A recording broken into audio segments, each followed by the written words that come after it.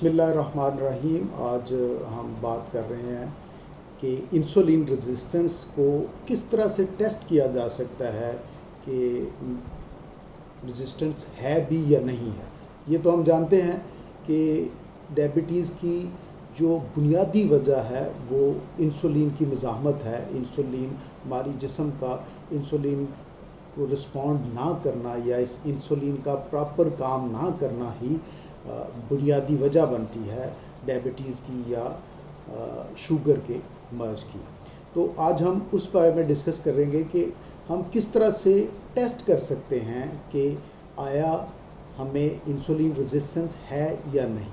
तो चलें देखते हैं। मैं 4 से 5 जो आम तरीक़ेकार जो मुझे पसंद आए। शुरू में तो जब मैंने ये चेक करना चाहा कि मुझे इंसुलिन रेजिस्टेंस है या नहीं है, तो मुझे तो बहुत सारे टेस्ट बताए गए। मुझे तो बताया गया कि आप सी पेप्टाइड करें, तो सैंपल भेजें, उसका टेस्ट करवाएं, HbA1c कर लें, इंसुलिन लेवल चेक करवा लें, आप ट्राइग्लिसराइड टेस्ट करवाएं, आप सारे कोलेस्ट्रॉल के टेस्ट करवाएं, HDL, LHD और इस तरह से सारे कोलेस्ट्रॉल के तमाम टेस्ट करवाएं। और फिर जाके उन्होंने वो एक एवेलुएट किया, वो भी किसी पैथोलॉजिस्ट को या किसी फिजिशियन ने, उस डॉक्टर ने बताया कि हाँ जी आपकी मेन काज जो है वो इंसुलिन रेजिस्टेंस ही है। तो मैं सोच रहा था क्यों ना हम कोई डायरेक्टली ऐसा तरीका देखा जाए कि ये पता तो चले आया कि इंसुलिन रेजिस्टेंस है या नहीं है। तो इसके बहुत ही सादा और एक अच्छा तरीका जो है नंबर 1 पे, जो मुझे, मैं इसीलिए उसको नंबर 1 पे मुझे बहुत पसंद आया कि सिंपल है, वो ये है कि आप वेस्ट टू हाइट रेशो देखें। आपकी वेस्ट कितनी है, कमर का लपेट कितना है और आपकी हाइट यानी कद कितना है, इसको देखें। दोनों को इंचेस में ले लें। फॉर एग्ज़ाम्पल अगर किसी की हाइट 5 फुट 6 इंच है तो इसका मतलब हुआ कि उसकी इंचेस में हाइट 66 इंचेस या 66 इंचेस हो गई। तो अब अगर उसको इंसुलिन रेजिस्टेंस नहीं है तो उसकी परफेक्ट वेस्ट क्या होनी चाहिए, उसका आधा, यानी 66 का 66 का आधा जैसे ही हम लेंगे तो वो बनता है 33। मीन के 33 इंच तक अगर किसी की 5.5 फुट वाले की हाइट वाले की वेस्ट जो है वो 33 तक है तो उसको इंसुलिन रेजिस्टेंस नहीं है। तो फार्मूला क्या हुआ कि आपकी वेस्ट जो है वो सिंपली वेस्ट जो है वो हाफ होनी चाहिए आपकी हाइट से। जो भी आपकी हाइट है उसका आधा जो है वो आपकी वेस्ट हो तो आपको इंसुलिन रेजिस्टेंस नहीं है। इसी तरह अगर 5.5 फुट वाले की वेस्ट जो है वो 33 नहीं है, 33 नहीं है, वो 34 है, 34 है, तो इसका मतलब है कि उसको थोड़ी सी इंसुलिन रेजिस्टेंस है। और अगर 35 है तो मीन के और ज़्यादा इंसुलिन रेजिस्टेंस है। और अगर उसको से 37 38 है तो दैट कैन बी सिग्निफिकेंस, बहुत ज़्यादा उसको इंसुलिन रेजिस्टेंस है। वो उसको कॉन्शियस लेवल पे उसको देखना चाहिए कि अब वो बिल्कुल उसका जिस्म जो है इंसुलिन को रिस्पॉन्स नहीं कर रहा।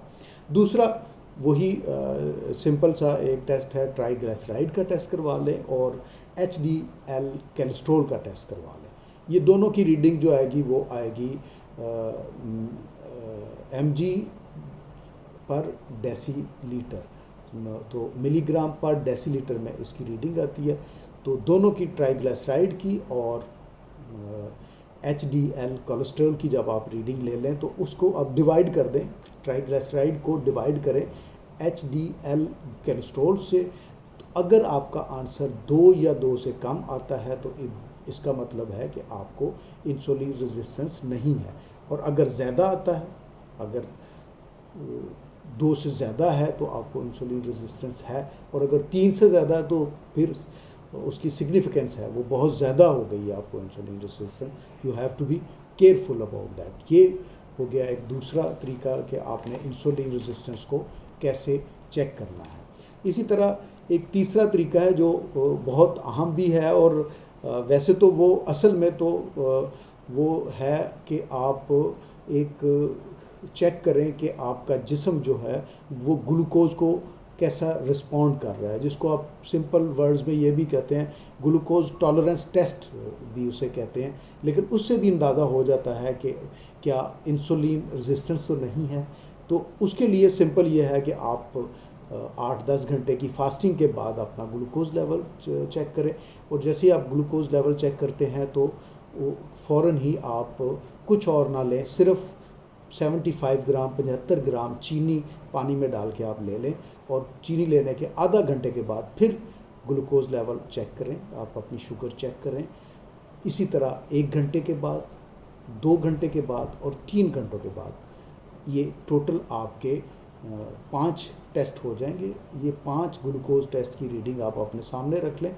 आप देखेंगे कि फास्टिंग जो भी आपकी रीडिंग आई थी ग्लूकोज की, जब आपने उसके बाद 75 ग्राम या 75 ग्राम चीनी वाला पानी महलूल आपने पिया, तो उसके आधे घंटे के बाद जो आपकी रीडिंग आई थी वो स्पाइक की हुई थी, उसमें इंसुलिन ज़्यादा हुई थी, वो स्पाइक की हुई इंसुलिन आपको उस वक्त वो मिलेगी, ज़्यादा इंसुलिन और ज़्यादा ही शुगर का लेवल। डेफिनेटली आप चूँकि शुगर का लेवल मेजर कर रहे हैं तो वो आपको ग्लूकोज ज़्यादा महसूस होगी। देन उसके बाद आप देखें घंटे बाद, 2 घंटे बाद और 3 घंटे बाद, मैक्सिमम उसको 3 घंटे से पहले पहले वही उसी हालत में, नॉर्मल हालत में जो फास्टिंग था उसमें आ जानी चाहिए। तो फिर तो आप यूँ समझें कि 2 घंटे के बाद वो अगर नॉर्मल उसी पे आ गई है जो फास्टिंग थी, तो आप समझ सकते हैं कि आपको इंसुलिन रेजिस्टेंस नहीं है, इंसुलिन की मज़ामत नहीं है, आपकी इंसुलिन काम कर रही है। लेकिन अगर वो स्पाइक तो की थी आधे घंटे के बाद, 1 घंटे के बाद देखा तो मामूली सा फ़र्क पड़ा, 2 घंटे के बाद देखा तो थोड़ा सा और फ़र्क पड़ा, 3 घंटे के बाद देखा तो फिर भी वो फास्टिंग लेवल पर वापस नहीं आई, तो इसका साफ एक इंडिकेशन है, एक अलामत है कि आपको इंसुलिन रेजिस्टेंस है। वरना अगर इंसुलिन रेजिस्टेंस ना होती, इंसुलिन की मज़ामत ना होती, तो वो उसको नॉर्मलाइज कर देती। ये एक और तीसरा तरीका हो गया। इसके अलावा चौथा तरीका जिसको डॉक्टर साहबान सबसे ज़्यादा रिकमेंड करते हैं और सबसे ज़्यादा रिलायबल और सबसे ज़्यादा एक्यूरेट समझते हैं, वो है होमा HR भी कहते हैं इसको, कहते हैं होमोस्टैटिक मॉडल असेसमेंट। IR का मतलब होता है इंसुलिन रेजिस्टेंस। सो इसमें सादा एक ही सैंपल से 8-10 घंटे की फास्टिंग के बाद आप ब्लड सैंपल दें, उसी एक ही सैंपल से फास्टिंग ग्लूकोज लेवल भी मेजर करें और टेस्ट करें, और उसी सैंपल से फास्टिंग इंसुलिन लेवल भी टेस्ट कर लें। फास्टिंग इंसुलिन लेवल जो है वो टेस्ट थोड़ा सा महंगा 3-4-5 हज़ार का आता है, अच्छी लैब जो है वो 5-6 हज़ार रुपये में करती है, लेकिन फिर भी ये आप करवाएं ज़रूर। इससे ही क्या होगा कि आपको एग्जैक्ट आइडिया हो जाएगा कि आपको इंसुलिन रेजिस्टेंस है या नहीं है।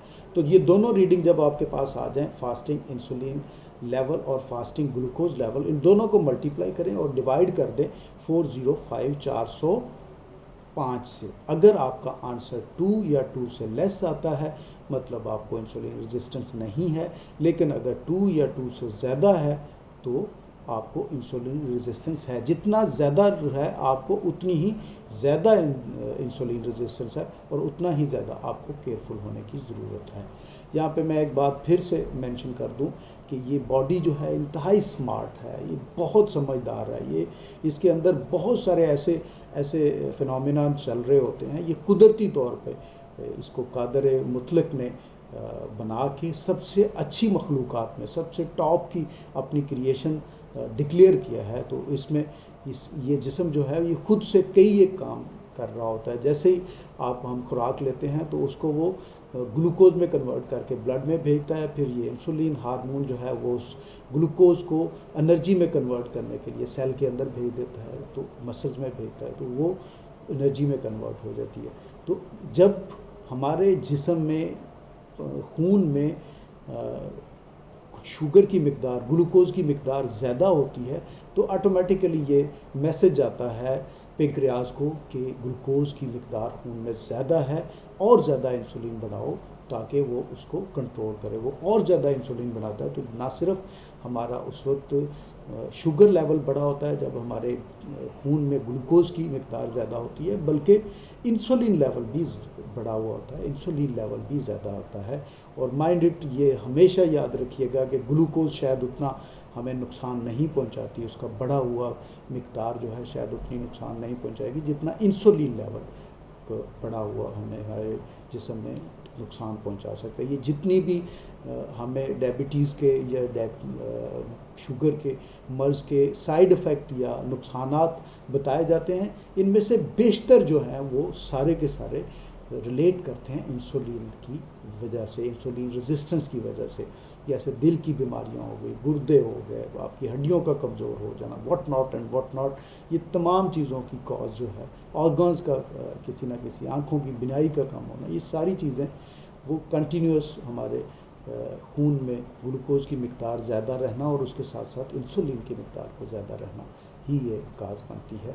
तो इस पे ज़रूर तवज्जो दें। ये बहुत ज़रूरी है कि हम अपनी सेहत की तरफ, ये कोई मुश्किल नहीं है जब तक डायबिटिक पेशेंट खुद नहीं चाहेगा, खुद नहीं करना चाहेगा, एक विल के साथ वो खुद समझेगा नहीं तो बहुत मुश्किल होगा। ये बिल्कुल लाइलाज बीमारी नहीं है। जब एक इंसुलिन इसकी जड़ को पकड़ा जा चुका है, तो जब भी किसी बीमारी की आपको जड़ को पकड़ ले और जड़ को ही ख़त्म कर दें तो वो बीमारी ख़त्म हो जाती है, ऑटोमेटिकली ख़त्म हो जाती है। आपको अगर इंसुलिन रेजिस्टेंस है तो आप इंसुलिन रेजिस्टेंस को ख़त्म करके रिप्लेस करें इंसुलिन हसासियत से, इंसुलिन प्रॉपर काम करना शुरू कर दे, तो ना तो इंसुलिन का लेवल फिर ज़्यादा होगा, ना ग्लूकोज का ज़्यादा लेवल ज़्यादा होगा, और ना ही आपको किसी किस्म की और इससे रिलेटेड ग्लूकोज या शुगर से रिलेटेड, शुगर के मर्ज से रिलेटेड कोई और बीमारी, कुछ और प्रॉब्लम्स होगी। बेशुमार बीमारियों का इलाज सिर्फ इसी एक इंसुलिन रेजिस्टेंस को ख़त्म करके किया जा सकता है, जो जिससे आप सेहतमंद, तवाना, यंग और बेहतर महसूस करेंगे। आपको किसी किस्म की हार्ट की प्रॉब्लम से आप बच सकते हैं, आप हड्डियों को की जो कमज़ोरी है उससे बच सकते हैं, आप गुर्दों के प्रॉब्लम से और बेशुमार जो साइड इफ़ेक्ट्स हैं उनसे बच सकते हैं। अपना बहुत ज़्यादा ख्याल रखिएगा, हमेशा दुआओं में याद रखिएगा। अल्लाह तबारक व तआला हमें आसानियाँ पैदा करने की और आसानियाँ तक़सीम करने की तौफ़ीक दे। आमीन। अस्सलामु अलैकुम।